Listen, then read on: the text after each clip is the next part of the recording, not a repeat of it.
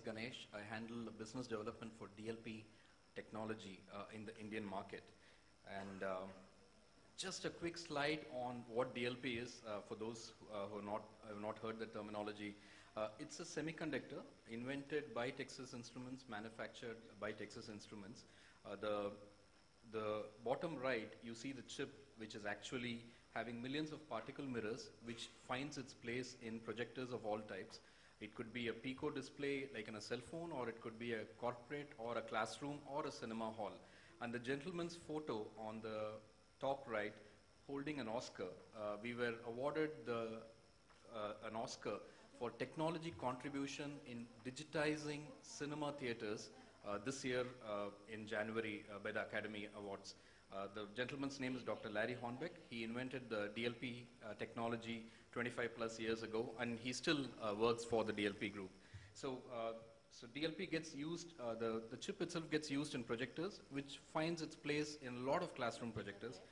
And this slide gives a kind of a quick summary on what is a semiconductor company person doing in an education summit.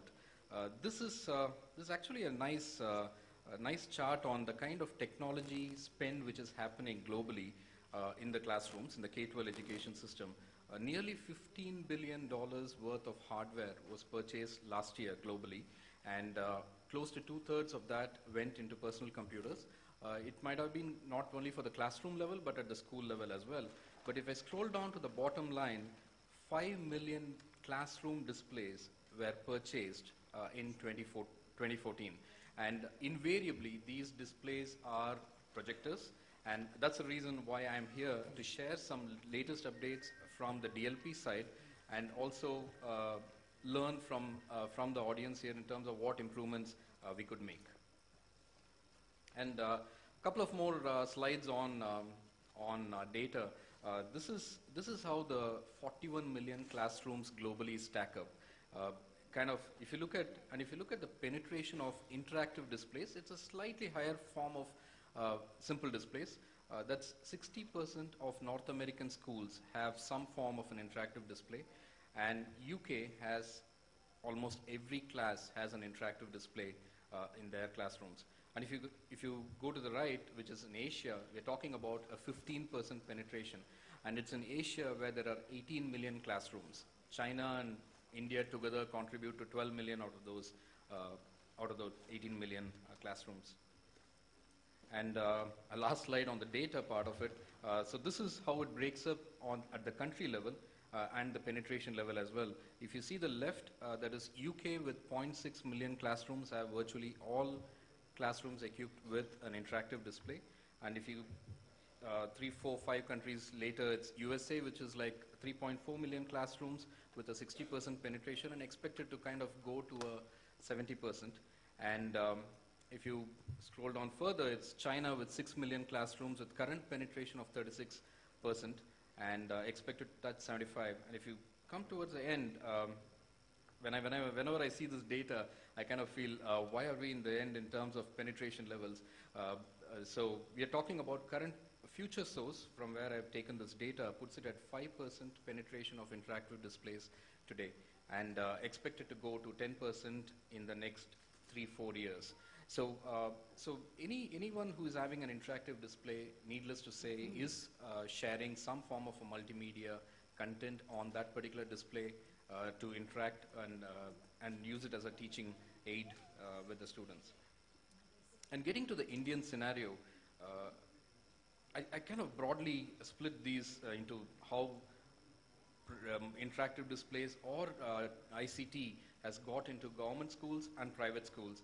If you look at government schools, it's mainly through the concept of ICT labs, where you have 10, 20 computers, potentially a projector, a display, a scanner, printer, etc. And I think this is a number I've tried to, it's my interpretation on the discussions I've had with the industry till date. It's 15% penetration at the school level is what I see. So that's approximately 150,000 labs. And it kind of begs the question, is there a new engagement model which we'll have to look at to increase the penetration level at the government schools? Is there something at a technology level we need to do to build some some hardware or software or a firmware which is custom built for the needs of the government schools itself. If you look at the private school scenario, I think most of the classrooms which are multimedia enabled are they have reached the hardware to the classroom level where the students need not go to this ICT lab one in a school, and we think it's approximately 20% penetration today we see at a classroom level for the approximately 2 million private classrooms which are there. And there again, it's been almost a decade of rollout which has happened on multimedia enabling classrooms. It begs the question, what is it that we can do as an ecosystem partner to kind of increase the penetration levels? Is it some new features, or is it some new price points, or is it some greater marriage of how the teacher can use it effectively with the students, which has all been incorporated in the current versions, but if there is something more that needs to be done, we'd be happy to hear that as well. And I raised a few questions. I'll try to give these are my last two slides, share some thoughts on some of the innovations which have happened in the display side of it. Like I said, 5 million displays went into classrooms last year. That's approximately 50% of the projectors sold globally. And so some of the innovations which are happening today is there was always a lamp which had a finite life, and that is getting replaced with laser. And I think in a year or two, it's going to get more economical, where you can have a projector without any compromise in terms of brightness, and you do not need to bother about replacing the lamp. So that's one technology where we feel the schools will benefit the most. All DLP projectors are 3D enabled, which means that when you're ready to move on with buy glasses and buy the content, your projector is already 3D enabled, and numerous studies have been done, and some of them have been loaded in our website, dlp.com/3D. They've all shown that the engagement level of students is far greater when they are taught in 3D stereoscopy. The penetration of 3D stereoscopy classes is not very high today, which we were hoping it will be a big success 3-4 years ago when we launched it. But I think it's waiting for some price points to break to kind of get a greater adoption. And a lot of interactivity features. Virtually every projector manufacturer has some form of interactivity built in to his projector, so that you can turn a simple white wall into an interactive surface. And in the optics side, we're trying to make the optical engine itself into what we call the short throw and ultra short throw. So the projector can sit right on the wall and create a 100-inch image, and so that way no light falls on the teacher, and it's much easier to engage with the students. And I think this is one set of innovations which I think can help penetration in rural schools. We have now started having displays which can be solar powered, which can take 50 watts of power, and computing and speaker. You can probably have a 100-watt solar panel and create a 50-inch image and reach out multimedia classrooms into rural areas where there is no power. And the most interesting thing is these products are portable, so you can actually, after the class is over, the teacher can actually take it and lock it up in the store as well, so that it's theft-proof. And all the optical engines which we are trying to do now, we are trying to get it 100% sealed. Some of them are like 98 today. We're kind of getting them to the 100% sealed optical engine option, and also not have filters. So if there are filters, you need to clean it. And in India, you know that most schools have a lot of dust around in the environment. And so this is one sealed optical engine is going to help in reducing the total cost of ownership. And the chip itself is designed to last for 5 years. We carry a 5-year warranty with the brands who manufacture the projectors. So it's kind of a long life, and that way, the investment which you made, you don't need to bother about it for 5 years for sure. And these are some quick thoughts which I thought I'll share about the display side of it, which ends up being an important aspect of any classroom level purchase. And I'd be happy to take any questions during the interactions. Thank you.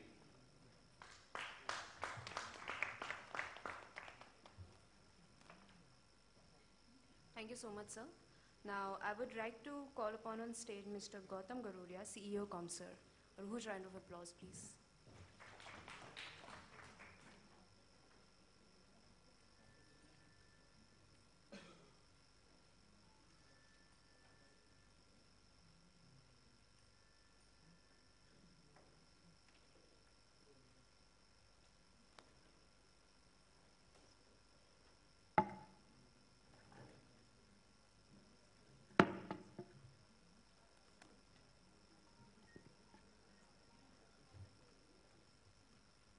Good afternoon, everyone. My topic is going to be a little different. It's nothing to do with, it's definitely technology based, but it's something very, very basic, something we all care for, and unfortunately something that we've ignored in spite of the fact that it's totally in our hands to ensure that we can enhance the safety of our educational institutions. We can enhance the safety of the people who work there, that include yourselves, and more importantly, the safety of the children. The philosophy of our technology, which is purely a software, is that video surveillance, or as we know it in today's parlance, CCTV, is not enough. And let me tell you why.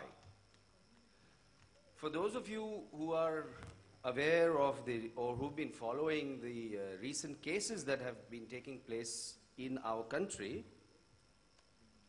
would all know about this high-profile case, also because she's our education minister. And you would all be aware that there was a camera when she was at a store in Goa. There was a camera that was facing the changing room, and she happened to be in that changing room. What had happened?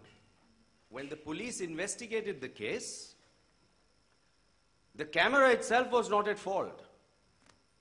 Somebody in that organization, who was later arrested, after a lot of heartburn for the organization itself, somebody had simply shifted the angle of the camera.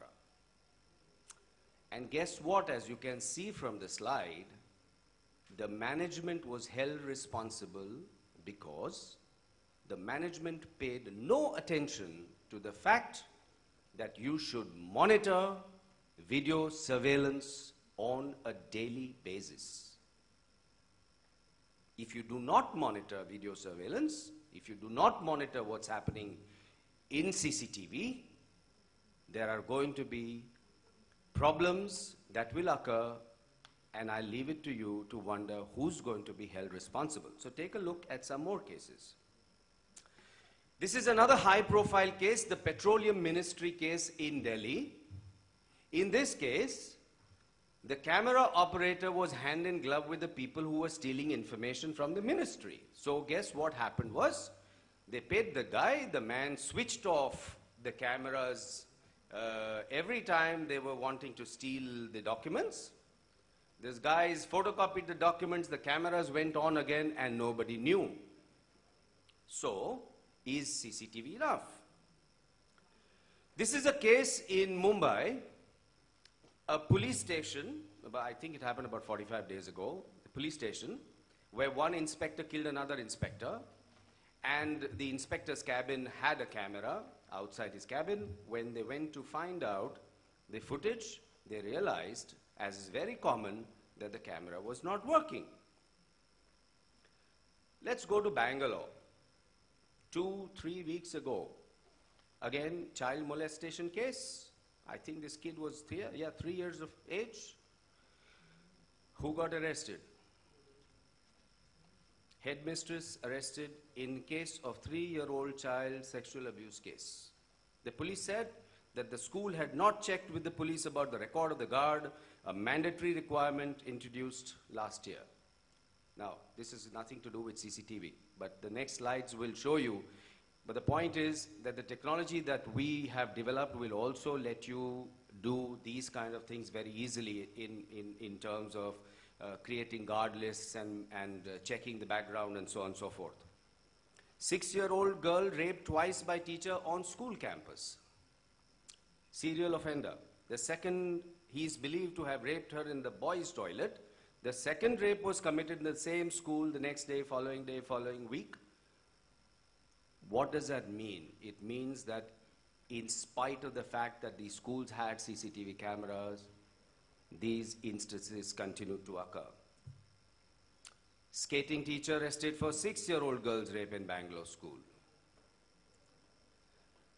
A school in Mumbai, high-profile school, after molestation of student, dud CCTV at school angers parents. And what did the parents say?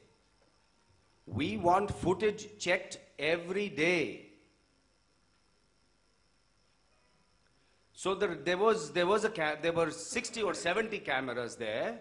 The recorder was not something that had, the recorder was not stolen as happens quite often. The recorder was showing that it was recording, but it just failed to record. Or the perpetrator of the crime was smart enough that all he did was maybe just switched the hard disk, took away the evidence, put another hard disk, and there's no evidence for the cops. Another common problem, not at schools, thankfully, but another common problem is bad cameras, hazy cameras, dirty cameras. Nobody knows. You can't solve a crime because the cameras were there. They were very expensive cameras, but they were just dirty. There was some dirt on the lens, and you can't get the evidence. 2 women arrested for stealing baby posing as a nurse. What I'm trying to tell you is that these are all different kind of incidents that are happening right under our noses, in spite of the fact that we have CCTV surveillance, and you don't know what's happening because you don't check. In this case, what an irony. There is this man who goes to a jeweler, has lunch with him, kills him, walks away with 20 lakhs of jewelry, and takes away the recorder. Tell me, how will this case ever be solved? Take a look at this video.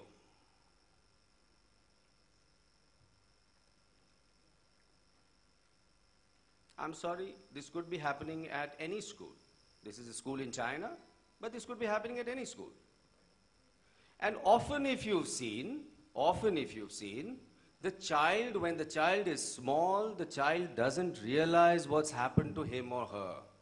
So often the child will complain after several days. By the time, what happens is, when you go and look for the footage is overwritten. Because nobody bothered to check. The footage was overwritten. Who doesn't know about Peshawar? Horrific. Who ever wants it? But you know, we always have this tendency that this won't happen in my school. Do you think a criminal incident like this could have ever been done without some planning? No incident, unless it's spur of the moment, but no incident as serious as this can ever happen without a recce. And how do you ever discover a recce? You discover a recce only when you check and monitor CCTV. So after the Peshawar incident, the police mandated, and I don't know how many schools have done this, but the police mandated that you'll have to install more CCTV, you have to have more guards, you have to increase the height of your walls, you have to have visual anti-sabotage check in your schools. How is all this possible? You have to use technology to help you. You need to do all this, but you must use technology. You must use technology that is simple. You must use technology that is cost-effective. And you must use technology that's easy to use. You need outcomes. You can spend lakhs of rupees putting cameras, but unless you get outcomes, of what use is that expenditure? So when the Peshawar school opened, the Pakistan government called in the army to protect the school. I have a simple question. How long? In India, we have 1.6 million schools. Will we need the Indian army?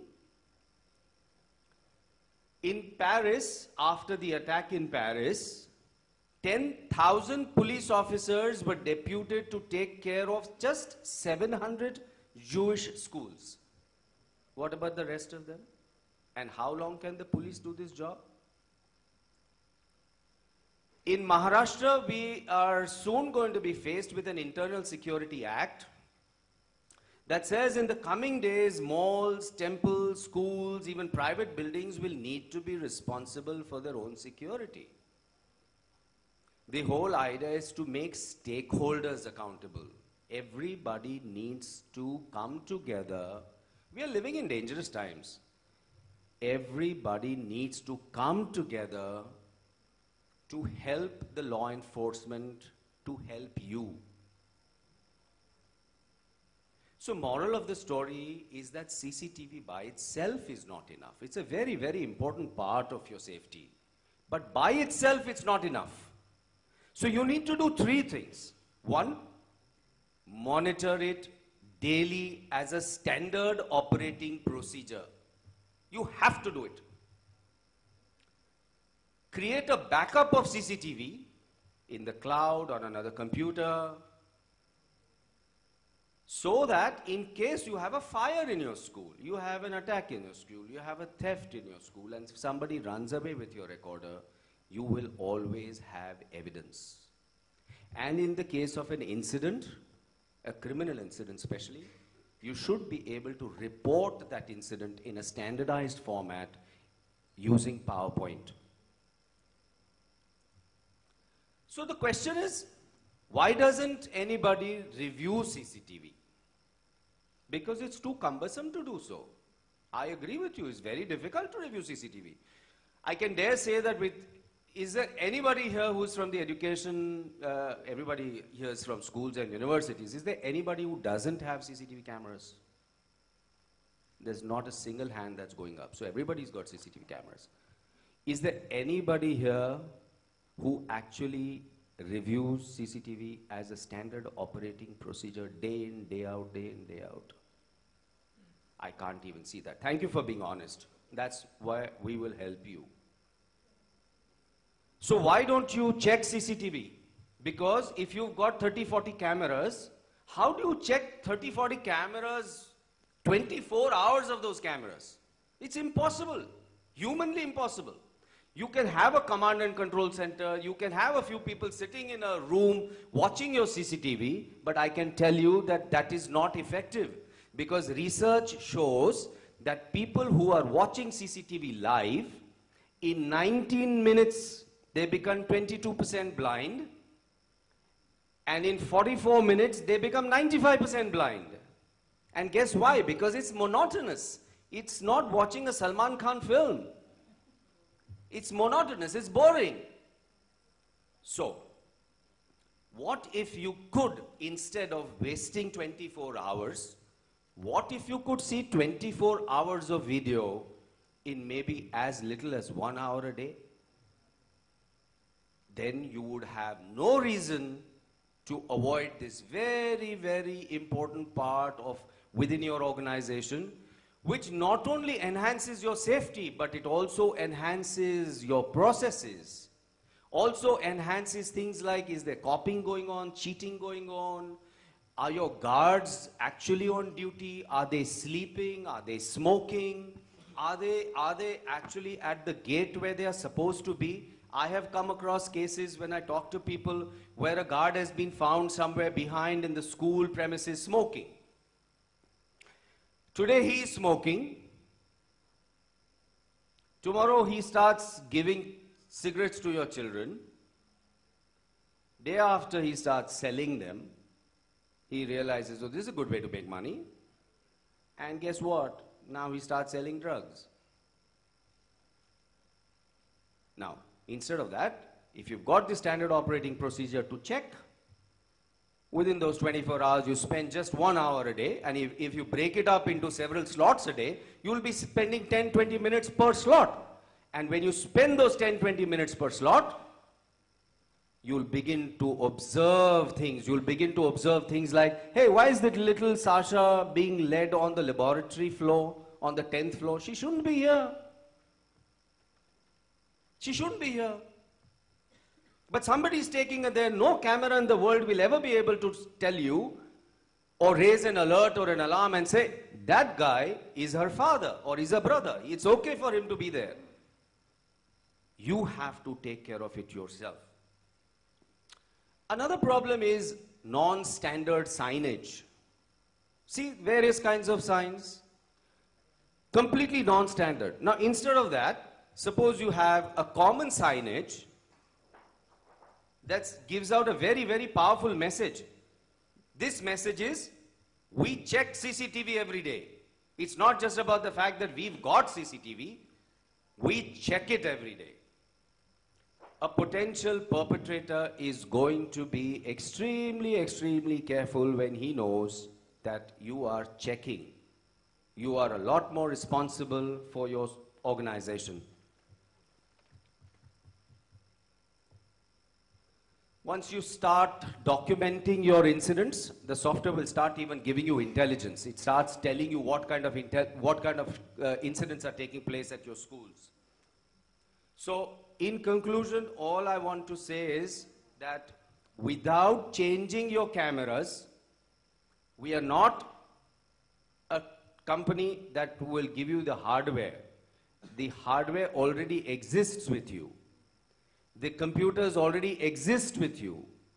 We are just giving you an excellent piece of software, very, very cost effective, that will give you the real outcomes from your video surveillance. We have a booth here at the exhibition center. Please come and take a look. This is the need for the hour of the hour.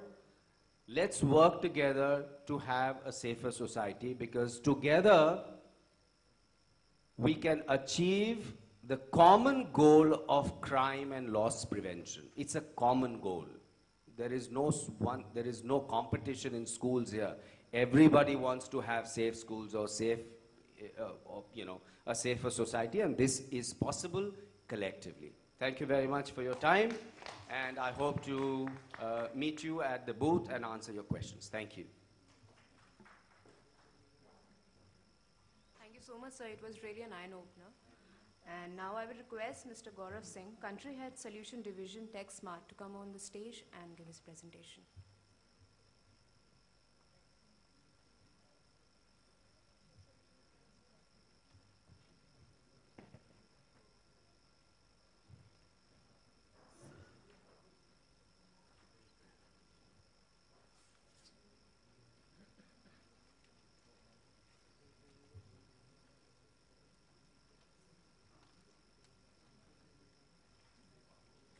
Hi, good afternoon, everyone. So, welcome to World Education Summit, and I'll say welcome to Delhi.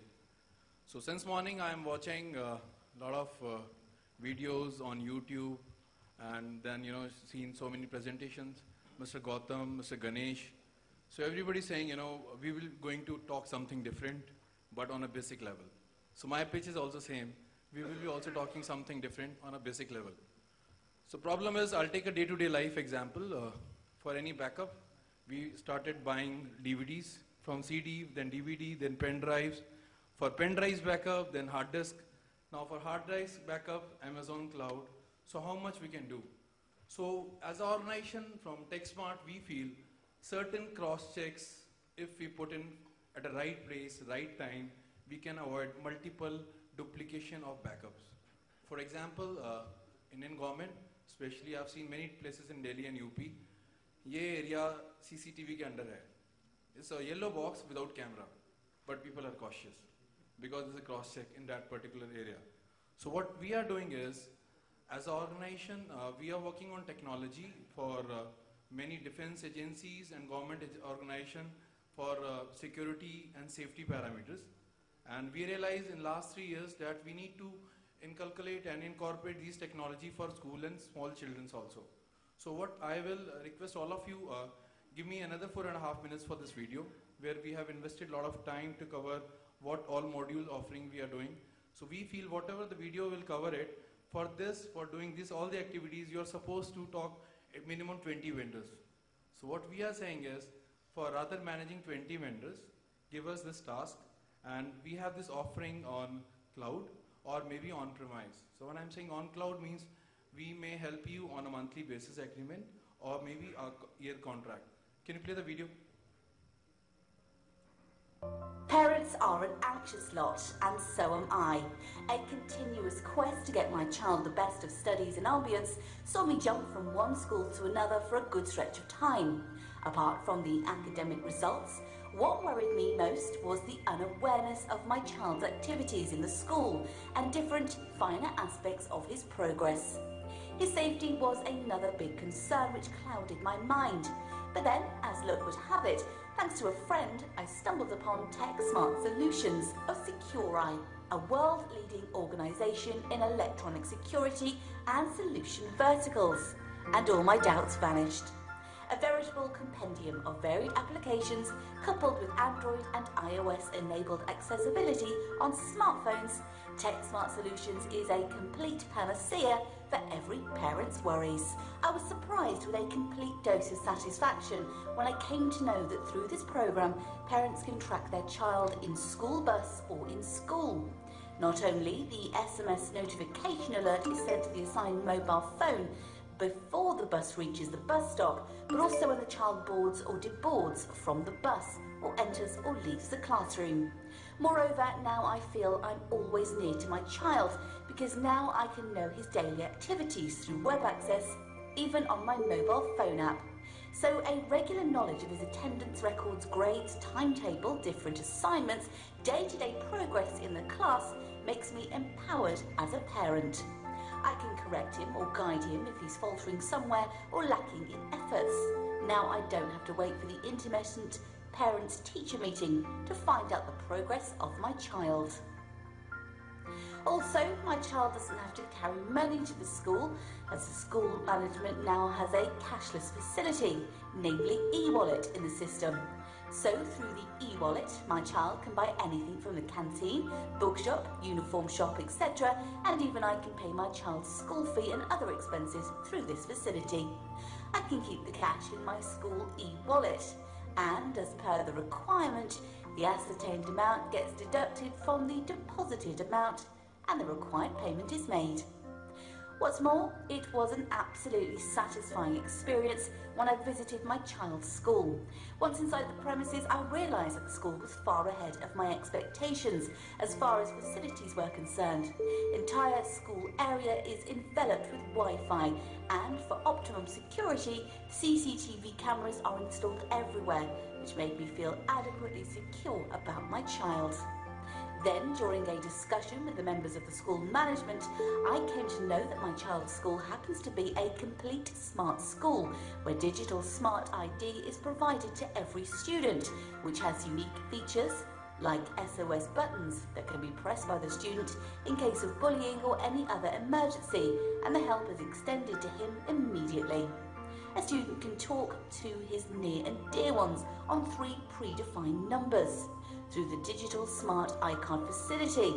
His indoor tracking can be done, and additionally, he can view his attendance, timetable, grades, library records, canteen records, notifications, assignments, chatting with teachers and parents, etc. Not only this, the school is equipped with state-of-the-art technological advancements, assimilating the features like biometric attendance, timetable management, Wi-Fi public addressing system, library management, visitor management, student management, examination management, admission management, attendance management, smart boards, inquiry management, energy management, hostel management, user management, fee management, parking management, HR management, etc. These modules encompass all the school student-related incidents and facilities in a seamless manner. As a parent, these kinds of facilities give me the ultimate confidence that my child is studying in a first-class smart institute, which can take care of his technologically advanced needs in a comprehensive manner. Yes, Smart Solutions makes conveyance of information flawlessly easy and swift in real time, which brings great relief to all of us parents. Information about every activity of my child in the school makes me more and more secured and involved, And when I know that he's also safe to and from the school and I can see him, I'm at complete peace with myself.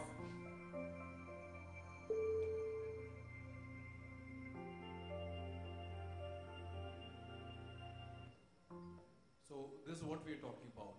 So if I'll ask all of you, how many people are using GPS in buses? I'm sure 90% of people says yes. But are they smart? So I'm sure it will be not.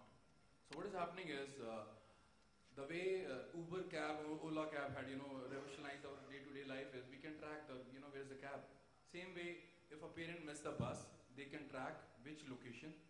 And they will get alerts with a well-defined 2 stops prior to the main stop, and then a real-time attendance. What we have done is we have incorporated UHF technology, which works on touchless.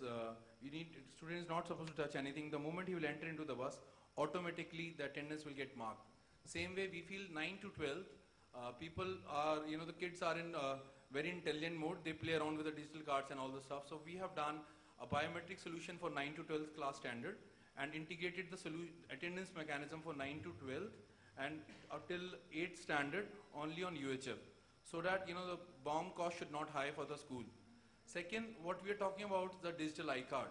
So these are the days when digital iCard will help to track each individual kid in a school, and we are using iBeacon technology, which will help a school.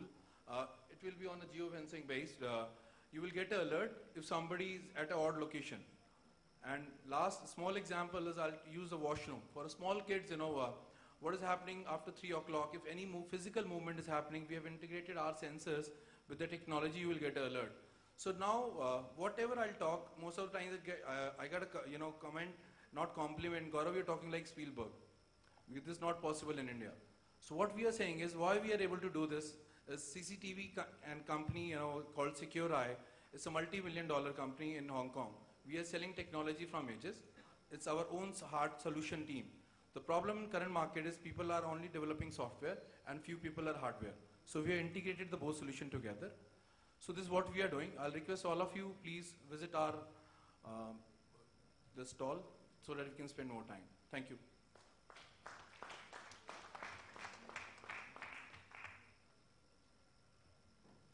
Thank you, Mr. Gaurav, for being very crisp. Now I will request Dr. Vandana Lula to take the discussion forward, and our corporates can also participate in the discussion. And now ma'am will moderate the session, and ma'am, you have 40 minutes for that. After that, we have a 10 minutes presentation from HB. So now we have to follow ma'am. Whatever she says, she says.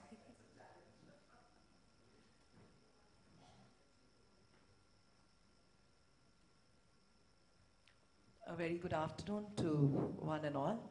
And its challenge that, like every year, I think digital learning puts up is, how do you manage to manage principles? Do you have a software? Gaurav, Gautam, and Ganesh. I wish you had a software to manage principles, and that's the task given to me without a software. So I hope I can do that, and I think I was amazed with all the 3 presentations so far. And the time limit is 40 minutes, and I can see a whole lot of principals who are listed in this discussion. So I'm just going to leave the floor open with a few questions and then maybe come along. Is that fine with all of you? So I'll just leave it open to start with. I'm sure we all know, when I look back at my journey 16 years ago, we all started with having computers, with a computer contractor getting into schools, computers, and then we all moved on to interactive boards, smart boards, EduCom, then iPads, tablets, and all kind of technology into the classroom. And I'm sure most of us in this room have gone through that journey. However, sitting there just now, I just felt after the 3 speakers, there's so much more. So in spite of having so much of technology understanding, I think that keeping in mind this 21st century that we are in, my topic is going to be more on education. So my first question to the floor, and then we have this whole lot of principals who are supposed to be speaking today. My first question is, are we preparing our students for the 21st century skills? So who can lead the discussion? I don't mind coming along. So the first question is, are we really preparing our students for the 21st century? Yes, do you think we are preparing, ma'am? Can you give her the mic? Yes. The very fact that on a Friday morning there's a whole plethora of principals and educationists here willing to take out time just before the SA1's beginning out there is that we are preparing ourselves, and we've been preparing the whole of last decade to make our children ready for the 21st century, be it on paradigms of collaborative skills, be it on integration of technology, be it about soft skills. I think every school is doing... Great. I'm going to just move on. When you talk about collaborating skills, how do we really, what do you mean by collaborating skills? If somebody else can take it forward from where she started. Yes, be very short because we have 40 minutes and we have too many principals. Thank you very much. I'm Virendra Rawat. I'm from Gujarat. My domain is the Green School. Collaborative skills. Yes. I'm not only using information technology, IT, but I'm using environmental technology. And IT, we use that as a green technology. We are using tablet to collaborate the learning with the pajama classes. Pajama classes to flip learning. That's why we are collaborating, as Madam said. Thank you. Okay. Anybody else can say, what kind of skills are we developing in today's classrooms? Yes, Srinarayan. Yes, you can continue from there. In fact, in the morning when I was hearing some of the speakers talking about Responsible, making them independent, very good. She said another thing, creativity. How do you use technology, or what are the latest trends in education on developing creativity in students? Creativity associated with logical thinking is another important. Okay, yes. Anybody else wants to add? Okay, here, Vandana, Yeah, just stand up where you are. I'm Dr. Sapna Agrawal, and I would like to just take you back to what you said, collaborative. It was very interesting to hear the word collaborating. When, after all this, I want to ask, we are preparing our children. That was a question. But are we also prepared? Because we have been learners from the previous century, probably. And many a times what happens, what I've observed is that children use it very with a lot of ease. But the teachers still do not have that ease. Excellent. We can converse to you. Yeah. It's very true. Are we preparing teachers for the 21st century? The sad part is, children are in the 21st century. Teachers, sorry to say, I know somebody will feel bad. However, teachers are in the 19th century, and the school infrastructures are in the 16th century. Am I true? Raise your hands if you think. Oh, most of it, almost all I can say, that children are in the 21st century, however, teachers are still in the 19th century, and school infrastructure, I think, is way beyond our imaginations. Yes, sir. Good afternoon, everybody. I'm Sharajit Dasgupta from Podar Vapi. I would just say that if students are in the 16th, 18th century, 19th century, we need to push them up. And the school, and the school, 21st century. teachers are in the 18th century, we need to push them up. And the schools, the management, we need to pull them up. Absolutely. Big round of applause for you. Who's the management, sir? You, ma'am. That's interesting. Now, I would like to say that way back in 2010, I started using Facebook and chatting on Facebook to give lessons in English, in Julius Caesar. At that time, I was taking English for standard 9 and 10 in my school in Jalna. And I was giving them study sheets. And it was something outrageous. Parents never expected it. But I would rather say that they loved it. The children loved it. At that time, WhatsApp was not so much in vogue. Today, yes, WhatsApp is there, and then we have a blog. I got the idea from Srinayan sir, from you yourself also. And we have a blog where parents also contribute, and the teachers definitely create, they, add on to the blog, and the students also. And what comes, the outcome is a wonderful mixed match of question answers, of discussions, flipped classrooms, and the gamut is endless. Absolutely great. How many of you use blogs in your schools? Yeah. How many teachers use blogs? Excellent. Will you see some, why I said we are in mid-century and the children are in mid-century. Most of the questions you feel, few hands up. Ma'am, Yes. as you rightfully said, teacher training is a very, very important part of a 21st century classroom. So teacher training should be ongoing and constant follow-ups are required. Hence, every school, every organization and every infrastructure needs to be developed accordingly. We need to, work on the curriculum and work according to the developmental milestones like, age-appropriate learning. And the teacher training should be an ongoing process in the schools. Cloud computing is another way of making the teachers do a lot of research and store their matter on the net and so on. I'm representing Millennium School, Edicom. Thank you. Thank you. Excellent point brought up. Teacher training is very important. And I think that how many of us really have managements who budget for that? And I can see lots of hands up. That's interesting to see. So the core of everything is to have PD in the school. And I think instead of putting green marble and white marble in the school, I think there's more importance that need to be given is to how do you raise the people, because people and the teachers, we need to empower the teachers to be able to create those kind of learners in the classroom who are innovators, who are creative, who are responsible, who are open to become independent.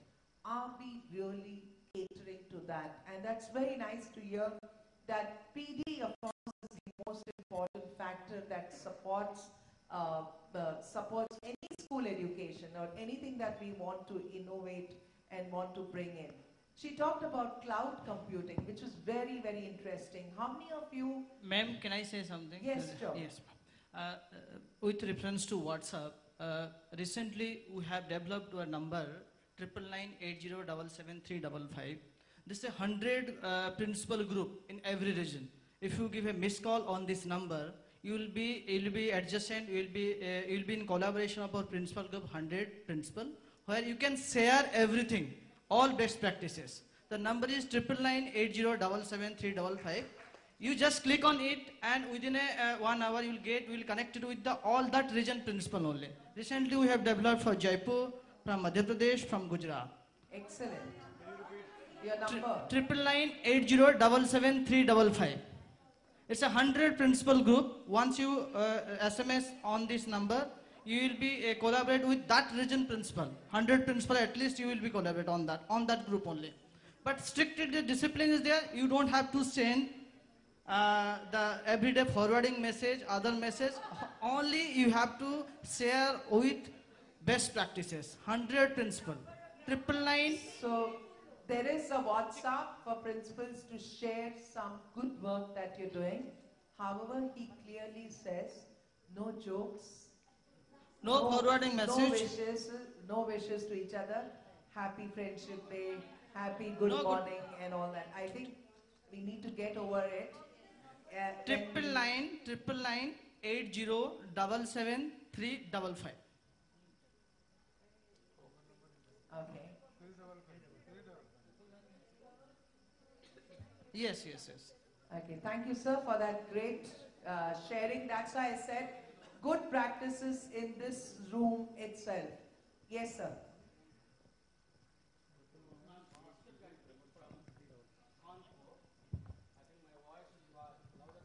All teachers are very loud. They actually don't need mics. Okay, good afternoon, everybody. I am Bhaskar Ganti from Kanpur. I've been teaching from 1984. In fact, I was teaching, I started with computer science at the time. And anyway, no, I feel actually children are in the 22nd century, okay? True. And we perhaps are in the 20th century. Okay. And I think the times that would come in future would be more of a student-led learning rather than a teacher-shown or teacher-led learning. If you see the status of many schools of classes 9 to 12, many children have actually rejected the schooling per se. They go to coaching institutes, and the class 12 certification is actually a byproduct of your coaching. Somewhere, the child and the parent has known the quality of delivery of the subjects in the schools has gone down.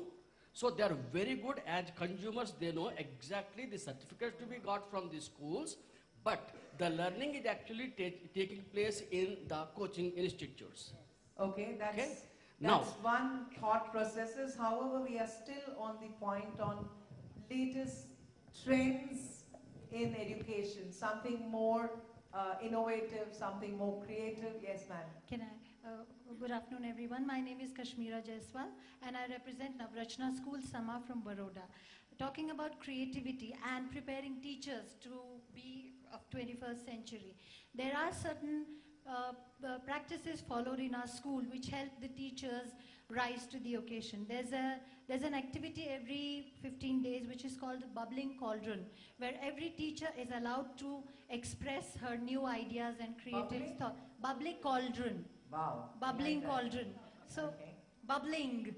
Okay. So go it ahead. bubbles with ideas, and every teacher is free to express her idea, and she knows I will not be put down and I will be allowed. So there's a freedom of expression, and the ideas are picked up, and that's how innovative ideas are propagated in the school. Then the other thing is that the teachers are sent out to learn. Like I was sent out to the USA for 6 months to learn teaching methodologies in the US. So I've represented the school, and I studied in a university. I got the ILEP fellowship. So teachers are promoted every now and then to go out and learn and bring back the ideas and train their teachers. The other thing was Edmodo classroom. So our science teachers, math teachers, language teachers for the secondary section and the higher secondary section, they have their own classrooms on Edmodo where they throw challenging questions, where students ideate, sort out each other. So a lot of collaboration among the students and the teacher goes on the Edmodo classroom. So a lot many new technological ideas are fostered. Excellent. That was great sharing, and I think Edmodo is another best way of sharing. And when we talk about new trends in school education, I think it's true that sharing best practices, getting teachers involved, getting teachers to collaborate, getting students to collaborate in the class. How many of you still have classroom arrangements like the arrangements that is done after the round table, or some of you have a round table arrangement in the class? Round table? Yes, or children sitting behind one another. Keep changing. So I think it's very, very important to provide that kind of environment, that kind of clusters, to make sure that those children get an opportunity to speak, share, and get independent, and also learn at the same time, are able to take responsibility of their learning. Yes, sir. Ma'am, can I, since this is an assembly of principals, can I take the opportunity to state that just the previous session, when discussion was going on about the quality of teachers and quality of teaching, I felt very hurt. It's very easy for society, even for officials, for everybody, politicians, to point fingers at teachers. And it's a sort of, I would say, cascading effect is there, that everybody points a finger at a teacher, and then even the principal has to stand for a teacher. Normally that is the procedure in any school. A principal would go and support, and if necessary, stand in front of the teacher and guard him. But I also would want a mechanism in society. We must, since this Mr. Kaur has started this particular WhatsApp group, I am also in your group, by the way. Yeah. Now, I want that we must think about ourselves, principals. principals rather, and then we are subject to a lot of slander a number of times from media, from politicians. We're going a little away from the topic. So no, I'm saying in terms trends of in education. sir, ma'am, I'm saying in terms of education only. What I'm saying is that it hurts us when so we people asked point Gautam to fingers. find a software for us that helps teachers, Gautam and Gaurav, and I think the third person, you have a Ganesh, have a challenge to look how you can protect the school principals and teachers. Can I just come in here? We'll stick to the topic, trends in school education. Trends in school education, link for taking that forward, I too felt pained when we say the teachers are not of that standard. Somewhere down the line, we as principals fail if we say the teachers are not up to the mark. In our institution, almost 80-85% teachers are now CTET cleared, whether they are permanent, whether they are ad hoc, new or old. Barring very senior teachers who joined the school around 2000, we drew a line. Not talking about major. We need to motivate them to come up, and one easy way that we did was, for a week we had winter break classes, preparing them for the CTET in their own subjects, the other teachers volunteering for them, and then all teachers sat for the February exam, and 80% of them are now cleared. Second, so I'm sure as principals we all make sure that teachers, we respect in our technology, teachers. ma'am. And I think as long as we respect our teachers, we'll definitely be able to guide them. However, my next question is very simple, but very important. How many of you have become a paperless school? Very good.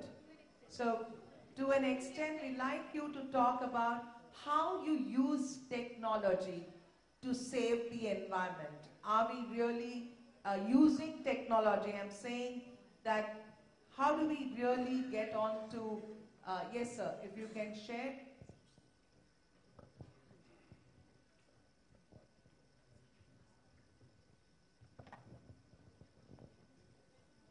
See, I am Ajit Prasad Jain, Senior Principal of Bharati Vidya Bhavan School, Chennai. Our school is almost a paperless school. We have an interactive website, and we have introduced children online leave application, teachers online application, and anything, even the bona fide certificates for getting visa purpose, everything is online. They can download their own bona fide certificate. At the bottom of the bona fide certificate, we are given a URL. Whichever is embassy they are submitting, they can follow the URL and then they can see the genuinity of the certificate. And all our circulars are only posted on the website. And we are signed up with the Microsoft 365, Office 365, and we are using Yammer, which is nothing but just like a WhatsApp group, and there is no limit. So we have a group, Bhavan's parents. All the parents are members, and all the teachers are members, and each and every class has got a group. 3A, all the parents and the teachers handling 3A will be a parent, will be a members of the particular group. And through our website, we have given a login for the parents and we have given a login for the teachers. So all the homeworks and the notes, everything, test and assignment, everything is posted through the teachers login, through the parent. Through the cloud. Through the cloud. Yeah. Very good. But automatically, the moment a note or some homework is posted, the parent will get an SMS that homework is being posted in your WhatsApp profile. So the parent has to go and see what is there. And it is automatically posted in Yammer also. So completely paperless. And anything, any statistics from the government also, immediately a Google form will be created and it will be posted on the website. And SMS will be sent. And 3 o'clock sharp in the evening, every class teacher will get an alert that 4 leave requests are pending. Then the teacher will go to her login and see, and if it is more than 3 days, then it can be approved only by the principal. Can you share something on academics, like you talked about? That's very interesting. I think that teachers using technology, avoiding to use papers, homework, like you said, assignment. If you can elaborate on that, then admin. Media library for each and every class. Suppose this year 7th A social studies teacher is downloading something on anything, on Volcano, any topic they are downloaded and it is being used in the class, that will be saved in the 7A block. So only when the children are being promoted to 8th standard, this media library will stand there. So the children coming from 6th standard to 7th standard, when they are going into the login, they will see the media library. So, and similarly, all the question papers, everything is being saved in the media library. So, anytime it can be reviewed by the... So, all teachers are using technology to teach. And also, I created a post called IT support and appointed a girl who is well-versed in computer, and she is taking care of everything. So, can I ask you a question? What are the challenges that you faced? Challenges, initially, the teachers. They are difficult to handle the technology, and we have given a tablet for all the teachers of the school. Wow. So which school are you there? Bharati Vidya Bhavan. I'm sure many of us would like to join this school. And now they are very comfortable. So all teachers have tablets, and all students have tablets? Not all students. So what do they have? We are, no, they are having only the PCs. PCs at home. Okay, okay. And the moment any parent who is joining our school, once they join, once we give the Office 365 license, then every parent is eligible to use Microsoft product worth about 30,000 rupees free of cost in 3 of their laptop or their PCs. Excellent. Big hand of applause for you. And I think I will take it up from here that way back in... Can I? Yeah. Anybody wants to question? Yes. Yeah, I'll just come back to you. We can have him. We are trying to see we can address more people to speak. Just yes. want to add on this. Typically in school is 2,000, 3,000 people, students. 10,000. In one school. 55,000. I'm from one school. School is any numbers. So I'm coming up from, if you see the enterprise organizations like TCS, Infosys, there are 2.5 lakh people, 3 lakh people, In that industry, there's something called intranet, which is working. So that's why I'm saying is 10 pages print out for a parent, and if 2,000 students are there, it's 20,000 pages. Absolutely. One school is responsible for one day. Absolutely. So we have a tool called TechSmart Fusion, where you can upload all the tutorials. What Right. Sir had said, we have a complete solution on this. Because you keep on saying, Gaurav, something you have. So I thought, let me acknowledge this. Good. Thank you, Gaurav. We all will run to your stall. And one more thing, there is one module called feedback. So you can create subjective, objective questionnaire on which parents or kids, they can give feedback also. Okay, thanks, Gaurav. I'll just add on from here exactly what Sir said very beautifully of his school using. At Podar International School, we have gone completely paperless. We don't even have textbooks. All our textbooks are on the tablets. So we strongly believe that no paper in the school.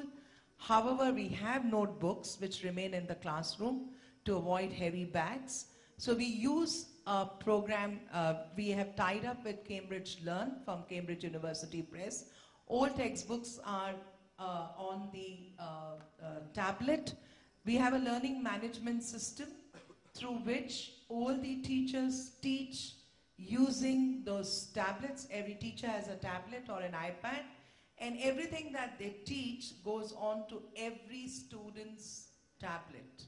All the PowerPoint presentations, all the notes, all the videos, everything that the teacher teaches is on the Learning Management Systems, LMS.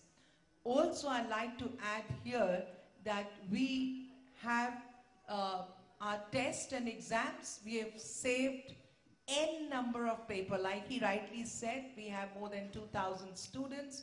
Each subject has 9 pages of progression tests, class tests, CCE or the term exam.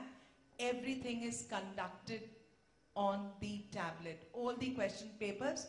And it's interesting to see how children multitask. It's not that they're not losing their writing skills. Here is an iPad or a tablet there. Bring your own device in front, and they are solving the maths paper. Whereas in an IB school in grade 11th and 12th, or the IGCSE, they are allowed to use calculators. He's calculating, he's writing his answers. So he's multitasking, and it's really interesting to see when we did a small research in school, seeing that some classes where when we piloted it 2 years back, not using technology, using traditional methods of teaching, and another class using these tablets with everything on the tablet, the performances of this class improved nearly 80%. It was unbelievable to see, and that's why I say children are multitasking, children are on the 21st century. Then there's something known as CRM, Classroom Management Systems. Now CRM is where the children can actually, the teacher, supposing has posted a question, all can answer. Now you don't ridicule a person by saying you're wrong, you're right, you're wrong. However, the teacher can respond from her tablet to the kid's tablet. The best answer can be shared by all. She can send the right answer to all. Please tell me if the time is up.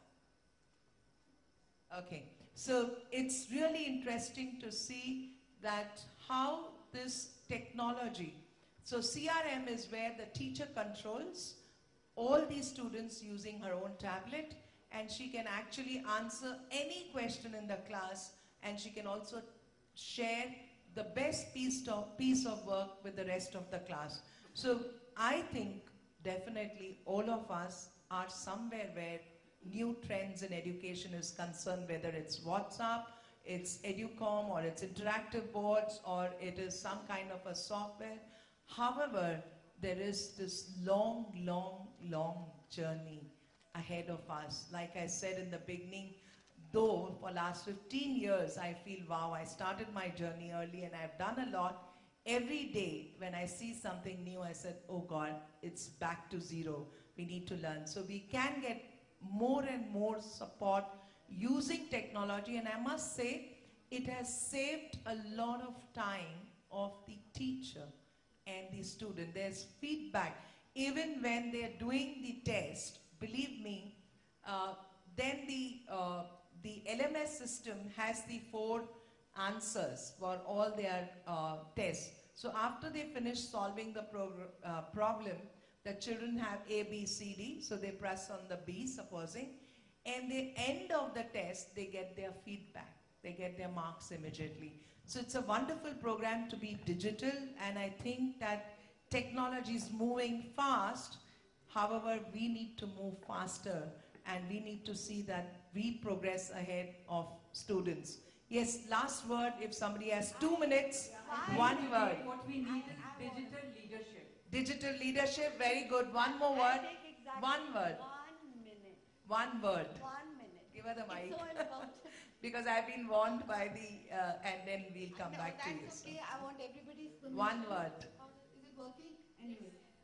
I want exactly 1 minute because we've been talking about technology. We've been talking The topic is new trends in education and technology. Absolutely, new trends. But more importantly, ma'am, the topic you said, are we preparing our children for the 21st century? So now I'll just read out one para because this has not to do with technology. It has to do with the heart. It has to do with the soul. It has to do with every individual student. Can you read, please? So I'm going to read out something from the Harvard. Yes. The study which was done very recently. Surveys of the first year student at Ivy League colleges revealed that even the most satisfied students felt that a key experience was missing. One graduating senior wrote, "My experience in the classes here at Harvard were excellent overall. Yet I wish I had a chance as a freshman to discuss with fellow students in an organized way some questions about how to live my life. I did quite well in economics and history and chemistry. There were plenty of such courses. Yet there was no class where I could discuss questions such as, what do I really stand for? Where have my personal values come from? Are these values immutable? Do I expect them to be any different by the time I graduate from here in several years?" Another student asked, what constitutes living a good life? Is there a different question from asking what constitutes living a useful life? And how about what constitutes Thank you very much. We are living a short life of time. We have one more person. Yes, I think. reflecting on your life is an experience. Right, Ma'am, is an Very experience. Thank you very much. Yes. I just wanted to add one more resource, and that is the student themselves. When we talk about training, students can teach teachers. Absolutely. They're technologically savvy. They understand so much more than their teachers. But if there's a good relationship, they connect with their teachers and they teach their teachers. Excellent. Big hand of applause for you. Ended it very well, and I'm going to stop here. What he really said was excellent. As teachers, we can learn from our students. And I think that's what is the learning that we need to know, is to accept students. And I think we can learn from our children. There's no harm in learning, and never feel ashamed of the same. And I think I learn a lot from my students. And exactly when so many years back, when I was sitting and monitoring a class, when a child came up to me and said, I was struggling with the iPad, and he said, jailbreak, jailbreak, jailbreak. For me, jailbreak, I thought, go to jail and break the jail. How many of you know what's jailbreak? 4 people? I also imagine none of you know what is jailbreak. I learned it from my children sitting at the back. Jailbreak is nothing but breaking codes in the iPad. And all these children can get what we download. I was paying $32 to download a software, and this child was sitting next to me, ma'am, jailbreak, jailbreak. And I was wondering what he's saying. I don't even understand what he's saying. What is jailbreak, you know? So I looked at him and said, okay, and he didn't know what to do. So I asked him, what is jailbreak? Can you tell me? And his teacher was in the front. And he said, you can get this free. I said, huh? $32 I can save. Can you imagine? I learned this from my kids. And that's, of course, it's not ethically right to do it. That's a different story. It's absolutely not fair to do it. People in this room would hit me. And I think it's a great learning from children every day. Yeah, I'm saying. It's unethical.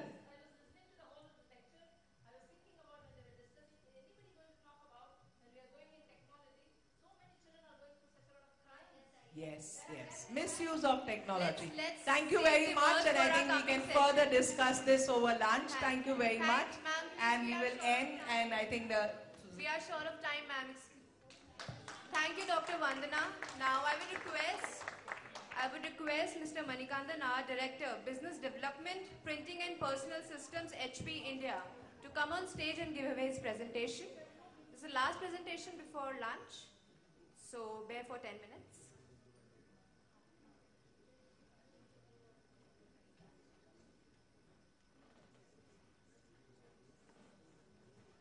Good afternoon, everyone. I'm sorry I'm coming the way of your lunch, but please bear with me for next 10 minutes. This previous session made my life a lot easier.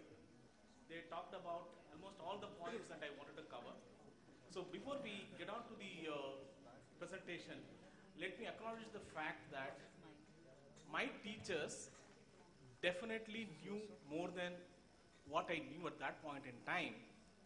And it is because of those teachers I am what I am and you are what you are, right?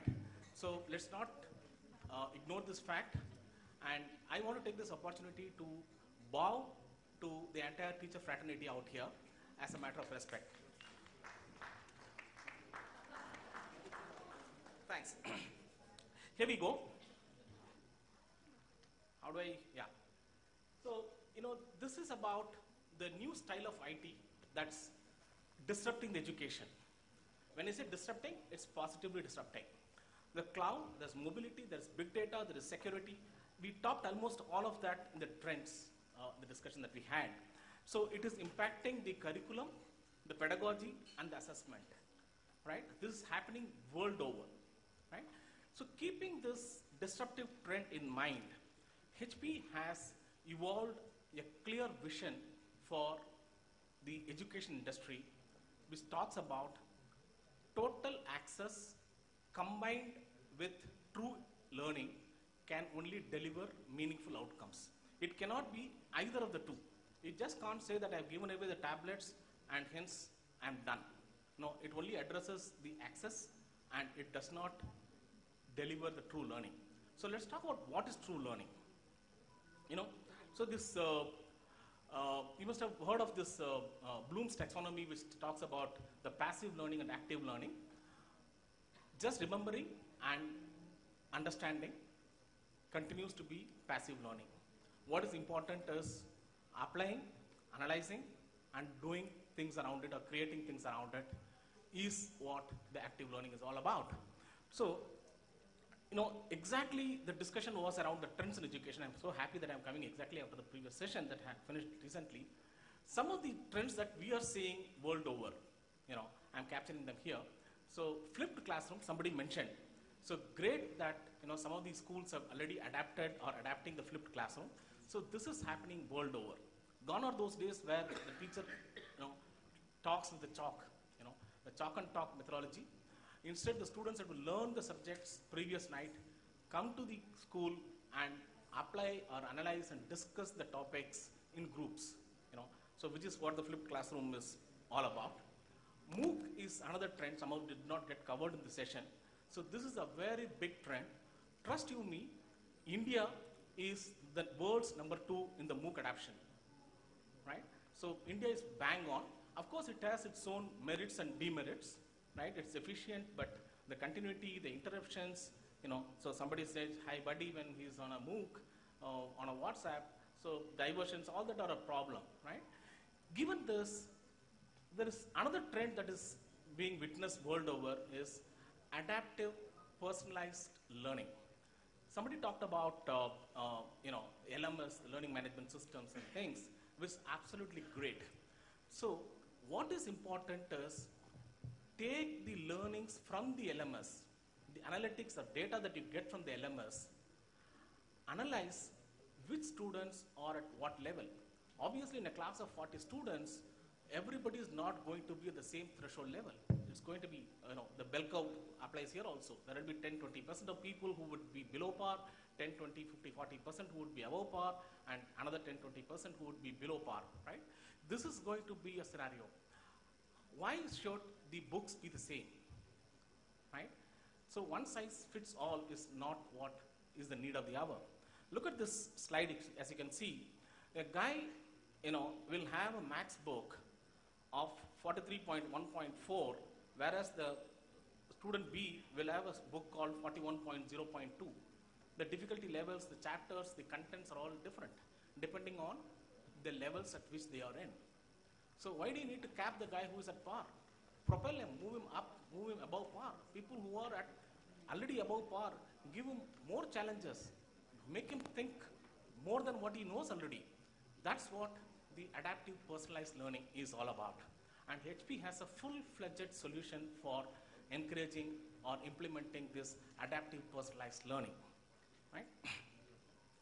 Another trend is the blended or the augmented reality, right? So what is augmented reality? Is it only the textbook or is it only online? We saw MOOC has got its own advantages and disadvantages. How do we marry the textbook and the e-contents and get best of both the worlds? That's what this augmented reality is all about. I will talk about it in a separate slide in little more detail. Maybe this will be of interest to you. So what we have done is, keeping in mind all these trends across the globe, HP has evolved a very comprehensive solution suite, both on the access side and on the learning side. So we have platform to deliver the content and curriculums. We have the print and digital, which we talked about augmented reality, marrying both the printed content and the digital content. And professional development, somebody talked about training the teachers or enabling the teachers. So we have modules for developing the teachers. And some of those are absolutely free. You can always log in. It's called HP Life. You can do a Google search, HP Life, and there are modules for teachers learning or applying technology for education, how to teach efficiently with technology and things like that. Multiple topics. There are topics around how to become an entrepreneur, or how to start your own business, do things. So many topics that are there. It's absolutely free. So please take time to go through and take a look at it. And of course, LMS and student information systems and various apps for learning and so on and so forth. So together, we have a comprehensive solution suite. To make this chart more real, I have listed the solution components on the left-hand side. As you can see, we have devices which are created for education. And we have Classroom Manager, a software. We'll talk about some of them. Of course, in the interest of the paucity of time, I'll just pick one or two topics and talk in little detail. Look at this education tablets or education devices. When you say, what is education devices? How is it going to be different from the rest of the devices? You know what? The student, on an average, drops the device 17 times a year. There's a scientific study. And the probability of screen breaking at least once in the 17 times of drop is almost 100%. That's the world we are in, right? So, and in a classroom, you have the tablet and you have drinking water bottle and spills, all that are possible, right? So, considering all this, HP has created education edition devices, right? I have one in front of me. I'll just talk to you quickly. This is, I'm just removing my shoes so that I'm going to stand on this to show you how rugged it is. So this is the device. It's so rugged, trust me, it drops. And you stand on the screen, and it happens, and you jump.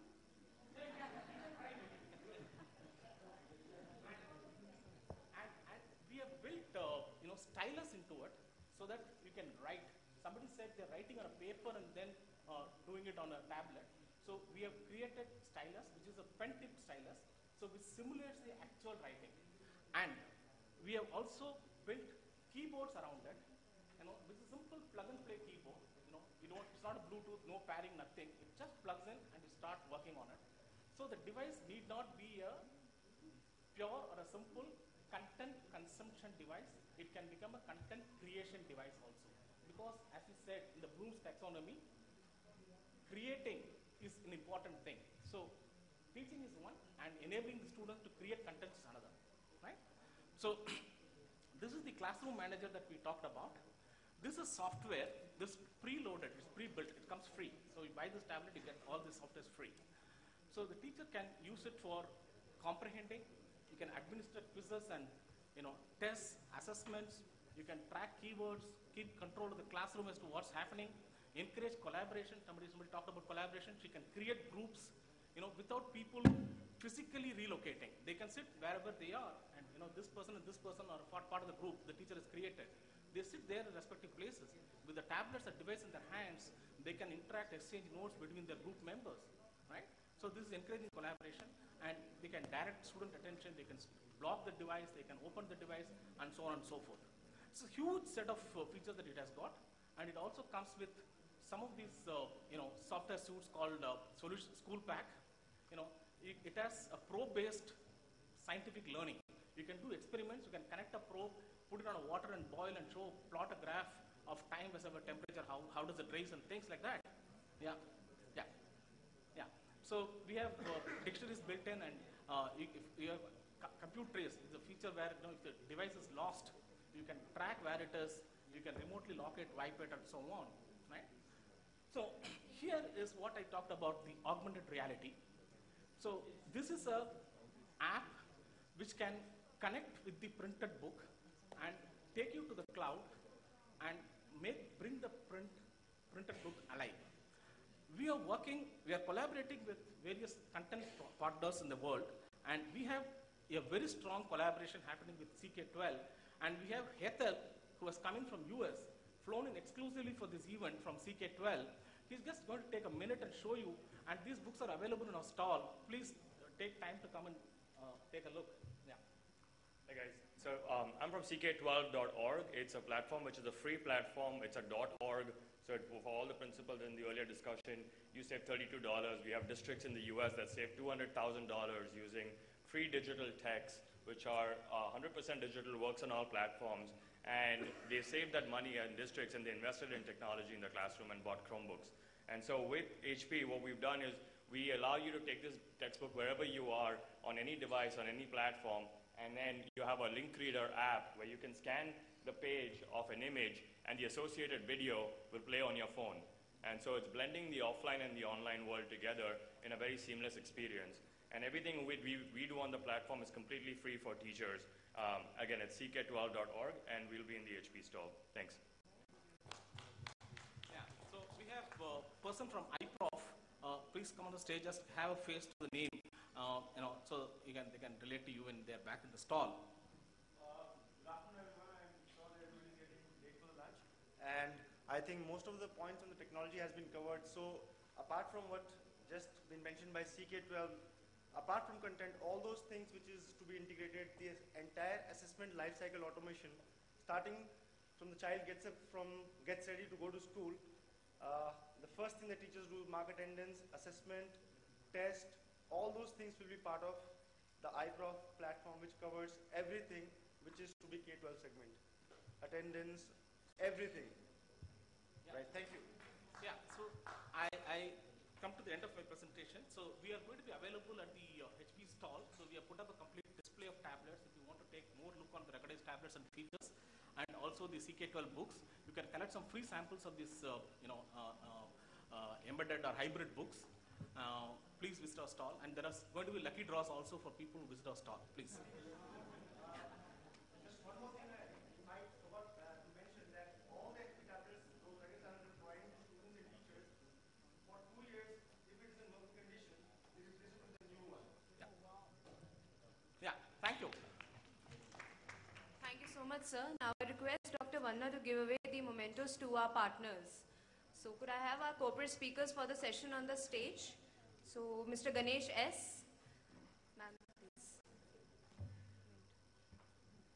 Mr. Ganesh S. Business Development Manager, DLP Product Access Instruments India Private Limited.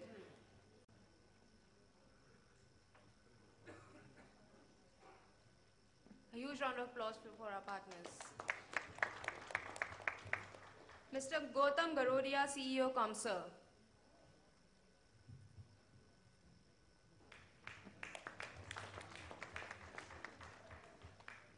Mr. Gaurav Singh, Country Head Solution Division Tech Smart. Is he over here right now? I think he's on his booth. Mr. Manikandan R. A huge round of applause for sir, please.